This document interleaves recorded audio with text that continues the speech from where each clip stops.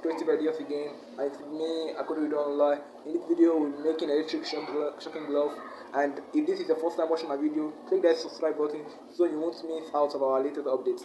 So let's get started.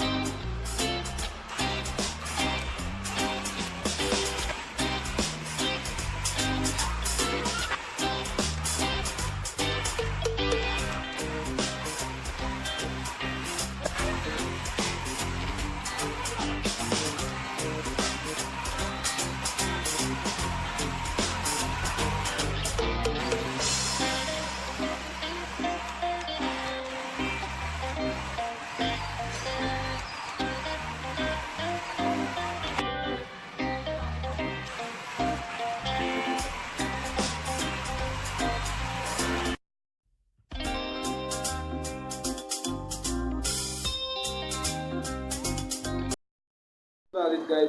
It's very easy to make. You can make it on the tune. And if you like my video, click the like button, subscribe, and of course share my video.